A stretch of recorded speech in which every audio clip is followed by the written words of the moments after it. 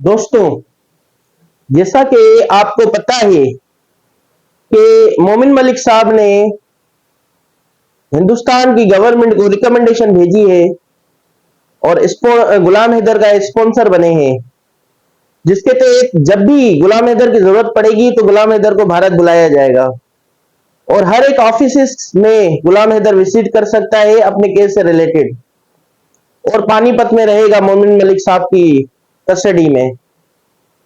तो अब जैसा कि मैं आपको बता चुका हूं कि बच्चों की खातिर गुलाम हैदर हाईकोर्ट में हेबियस कॉर्पस की रिट फाइल कर सकता है, लेकिन अगर फैमिली कोर्ट में, क्योंकि बच्चों का जो कानून है वो गार्जियन एंड वार्ड है, तो इस वीडियो में हम ये समझते हैं कि अगर गार्जियन एंड वार्ड में गुलाम हैदर एप्लीकेशन देता है, एप्लीकेंट बनता है और सीमा के खिलाफ केस करेगा, तो सीमा को गार्जियन एंड वार्ड की लैंग्वेज में अपोनेंट कहा जाएगा। तो इस सूरत में केस कौन जीतेगा? दोस्तों, गार्जियन एंड वार्ड में गार्जियन एंड वार्ड दोनों ममालिक का, दोनों देशों का एक ही है, मतलब मिलता जुलता है।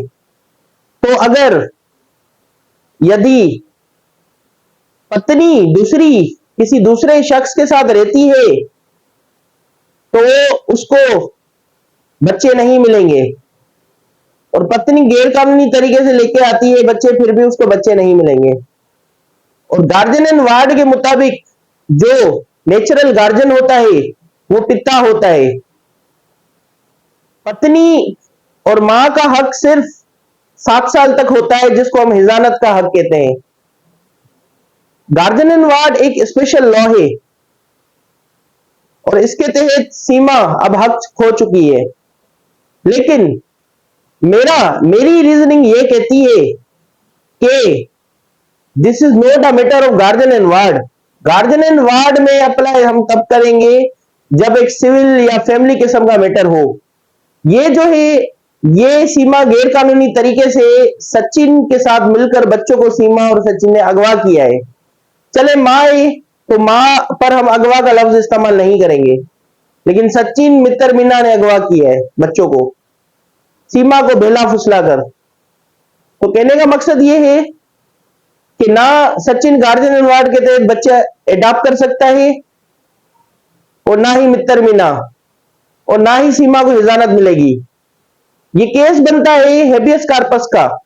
दोस्तों, आपको पता होना चाहिए कि हेबियस कॉर्पस की जो पिटीशन दाखिल होती है वो सेशन कोर्ट में भी होती है, लोअर कोर्ट में, हाई कोर्ट में भी होती है, और रिट जुरिस्डिक्शन में आप सुप्रीम कोर्ट में भी जा सकते हैं।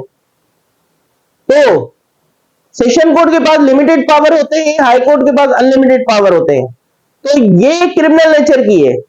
तो सीमा पर बच्चों से रिलेटेड जो केस बनता है वो क्रिमिनल बनता है, सिविल फैमिली का नहीं बनता। फैमिली केस तब बनता है जब पत्नी और पति के बीच में झगड़ा हो, या पत्नी सेपरेशन ले, तब केस बनता है। पत्नी अगर गलत तरीके से एक देश से बच्चों को पिता की मर्जी के बगैर लेके आए तो ये एक क्रिमिनल केस है, जिस तरीके से एक केस में डिस्कस कर चुका हूं पहले।